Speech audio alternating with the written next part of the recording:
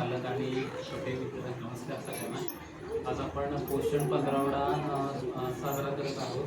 दिनांक 8 एप्रिलपासून 22 एप्रिलपर्यंत पोषण पंधरवडा सुरू होतो. आता पोषण पंधरवडा म्हणजे काय आहे की थोडक्यात आपल्याला पोषक आहाराविषयी माहिती देणे, ते वेगवेगळ्या माध्यमातून आपण त्याचा प्रचार करणे आणि पालकांना आणि इतर नागरिकांना ती माहिती द्यायची आहे.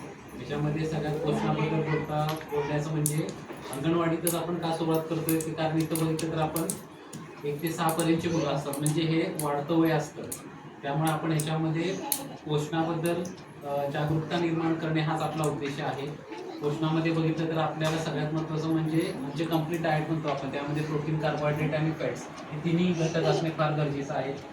त्याच्यामध्ये प्रोटीनची मात्रा, फॅटची मात्रा आणि कार्बोहायड्रेटची मात्रा ही समतोल असावी. फक्त प्रोटीन, फक्त कार्बोहायड्रेट्स असं नसावं. लहान मुलांना वाढत्या वयामध्ये ना कार्बोहायड्रेट, प्रोटीन, फॅट बरोबर विटामिनची पण फार गरज असते. त्यामुळे याच्यामध्ये आपण फळांचा फार उपयोग करणे गरजेचं आहे. आता तुम्ही सध्या समोर ठेवलेले पदार्थ बघू शकतो की बऱ्यापैकी सगळे घरी आणि पारंपरिक पद्धतीने बनलेले पदार्थ आहेत. कुठलेही फास्ट फूड म्हणजे पॅकेटमध्ये मिळणारे पदार्थ टाळायचे आहेत आपल्याला. उदाहरणार्थ मॅगी असेल, नूडल्स असतील किंवा कुठलेही चिप्स असतील. मुलांना चिप्स वगैरे असे चमचमीत पदार्थ आवडतात, ते पॅकेटमधलं न देता तुम्ही घरी बनवून त्यांना द्या. मुलांना पालेभाज्या खायला आवडत नाही आहेत, पण त्याचा एक वेगळा पर्याय तुम्ही काढू शकता. गव्हाच्या कणकीमध्ये बारीक मेथीची भाजी करून मिक्स करून चपातीच्या रूपात तुम्ही त्यांना खाऊ देऊ शकता. उद्देश एवढाच आहे की कुठल्या ना कुठल्या मार्गामधून फॉर्ममधून ती पालेभाज्या त्या पोटात जायला पाहिजे. मुलं अजिबात पालेभाज्या खात नाही, त्याच्यामुळं विटॅमिन डेफिशियन्सी राहते. मग कमजोरी येणे, पाय दुखणे, चेहऱ्यावरती अंगावरती पांढरे सट्टे येणे, हे मेंदूची विटॅमिनची कमतरतामुळे येतात. विटॅमिन डी आपल्याला नॅचरली सूर्यप्रकाशामधून मिळत असतं. त्यामुळे लहान मुलांना शक्यतो उन्हामध्ये खेळायला पाठवत जा, कारण ते उन्हाच्या मार्फतच आपल्या शरीरामध्ये मिळते. एकच विटॅमिन असं आहे की ज्याला आपल्याला गोळ्या वगैरे खायची काही गरज नाही, नैसर्गिक रूपामध्ये सूर्यप्रकाशामधूनच आपल्याला मिळतं. आजकाल आपण पाहतो की मुलं मोबाईल किंवा कॉम्प्युटरला जास्त एडिक्ट आहेत, बाहेर जात नाहीये. त्यामुळे शक्यतो आउटडोअर गेम्स म्हणतो आपण, त्या इंडोर आणि आउटडोअर गेम्सवरती जास्त भर द्या. मुलं बाहेर खेळू देत, उन्हामध्ये खेळू देत, जेणेकरून त्यांना विटॅमिन डी मिळेल. सगळ्यात सांगण्याचा उद्देश एवढाच आहे की जेवढा फास्ट फूड पासून आपण त्यांना लांब ठेवेल त्यांच्या आरोग्यासाठी ते चांगलं आहे. चायनीज असेल किंवा बाहेरचे जे पदार्थ, आता ते कसे करतात, त्याच्यामध्ये काय काय घातलं जातं, त्याच्यामध्ये अजिनोमोटो नावाचे एक पदार्थ घातला जातो की ज्याच्यामुळे चायनीजला चव येते, पण ते डायजेशनसाठी चांगलं नाही. मुलांचे पोट बिघडणे, पोट फुगणे, पोट साफ न होणे, ह्या तक्रारी फास्ट फूडमुळे जास्त होत असतात. त्यामुळं पारंपरिक आहार. दुसरं म्हणजे फायबर. आपल्या खाण्यामध्ये फायबरचं प्रमाण, फायबर म्हणजे थोडक्यात काय, आपण जे खातो ते राहिलेलं जे अपक्व असतं, म्हणजे जे आपलं शरीर पचवत नाही, त्याला फायबर म्हणतात, आणि ते शरीराच्या संडासावरती बाहेर पडत असतं. आपण जर जेवणात फायबरच इन्क्लूड केलं नाही तर मुलांचं पोट साफ होणार नाही.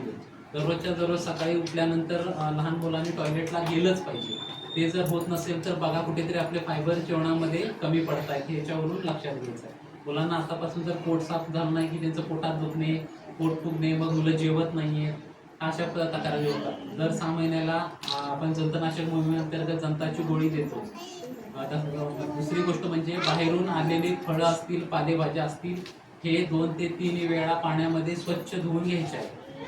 आजकाल फळ किंवा पालेभाज्यावर पेस्टिसाइड असलेल्या कीटकनाशकाचा उपयोग केला जातो. त्यामुळे तुम्ही थोडंसं मिठाच्या पाण्यामध्ये ते 10 मिनिटं भिजत ठेवायच्या पालेभाज्या किंवा फळं, आणि नंतर परत धुवून मग ते वापरात केलं तर बरं. त्या पाण्यामध्ये थोडं खायचा सोडा जरी टाकला तरी चालेल, त्याच्यामुळे बऱ्यापैकी ते पेस्टिसाइड किंवा केमिकल असतं ते निघून जात असतं. चांगल्या प्रकारे धुवा. आज फूड पॉयझनिंग आपण खूप कॉमन झालेलं आहे. म्हणजे कसं होतं की आपण बाहेर काहीतरी हॉटेलमध्ये जेवतो, नंतर बघतो की मुलं येतात आणि आजारी पडतात, संडासला लागतं, उलट्या करतात. हा फूड पॉयझनिंगचा प्रकार. फूड पॉयझनिंग म्हणजे काय की जास्त काळ शिळं अन्न आपण ठेवलेलं असेल, जास्त वेळ जर ते आपण म्हणजे घरी जर बघा, आपण जर सकाळचं भात असेल किंवा एखादी आमटी असेल जर गरम केली नाही ते संध्याकाळपर्यंत काय होते, ती खराब होते. मग हॉटेल्समध्ये काय आपल्याला सांगू शकत नाही ती ग्रेव्ही कधी तयार केलेली असते, कुठं ठेवलेली असते. मग ती जर जेवणामध्ये वापरून आपल्याला दिली असेल तर ते फूड पॉयझनिंग होतं. बाहेर खाल्लं, अचानकपणे संडासला लागणे, जुलाब होणे, उलट्या होणे, पोटात दुखणे, हे फूड पॉयझनिंगचे कारण आहे. त्यामुळं गरमागरम शिजवलेलं सकाळचं सुद्धा संध्याकाळी देऊ नका. सकाळचं सकाळी, दुपारी संध्याकाळचं संध्याकाळीच खायला पाहिजे. मुलांनाही सवय लावा. शिळं अन्न देऊ नका. मग एकच सांगेन की जे काय त्यांना आवडतं ना तुम्ही घरी बनवण्याचा प्रयत्न करा. भलेही थोडंसं बाहेरसारखं होणार नाही, पण कसं आहे आता मुलांना नूडल्स आवडतात, पण आपल्या इथं पारंपरिक पदार्थ शिरवाळे आहेत ना, ते तुम्ही देऊ शकता मुलांना. म्हणजे एक ऑप्शन शोधून काढा. मुलांना चिप्स आवडतात ना, घरच्या घरी चिप्स बनवायला सुरुवात करा. फक्त त्यांना ऑप्शनल द्या. तुम्ही जर मुलांना म्हटलं ना की हे खाऊच नको, एक सायकोलॉजी असते की तुम्ही जर एखाद्या आपल्या मुलाला सांगितलं नाही खाऊच नको, तर त्याची त्याच्याबद्दल उत्सुकता जास्त वाढते आणि तो जास्त खाण्याचा प्रयत्न करणार. त्यामुळे त्याला ऑप्शन देत चला. नेहमी फळांचा फार वापर करा. आपण आता बघतोय की फळं मुलांना फार देत नाहीयेत. आपण काय करतो, दुकानात जातो, त्याला काय चिप्स आवडतं, पॅकेटमध्ये आवडतं घेतो आणि आपण देतो. घरामध्ये नेहमी फळं ठेवा. ज्या सीझन मध्ये जी फळं मिळत आहेत, आता आंब्याचा सीझन आहे, फणसाचा सीझन आहे, परत आवळे. आता आवळे सगळ्यात चांगलं उत्तम विटामिन सीचं हे आहे. मी तर म्हणतो आवळ्याचं, आवळा बघा ज्यूस मिळत असेल तर ज्यूस, तो पण रेडीमेड नाही, आवळे विकत आणायचे, त्याचा ज्यूस करून सकाळी 2 चमचे एक वाटी पाण्यातून मुलांना द्यायचं. पोट साफ होतं व त्यांचं आरोग्य चांगलं राहतं, इम्युनिटी चांगली वाढते.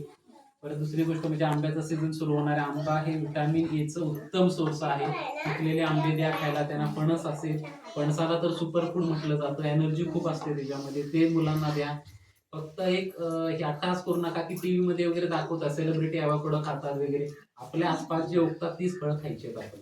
कुठलंही आपल्याला लांबचं नको, ते ॲवोकाडो कुठं उगतं माहित नाही, परदेशातून येतं वगैरे नको, काही गरज नाहीये.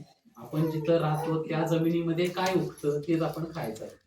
मुलांना आजकाल बघतोय मी फक्त चपाती खातात, भाकरी खात नाहीये. तर मी एवढंच सांगतो की तुम्ही फक्त एकाच धान्यावरती अवलंबून न राहता नाचण्याची भाकरी द्या, ज्वारीची भाकरी द्या, बाजरी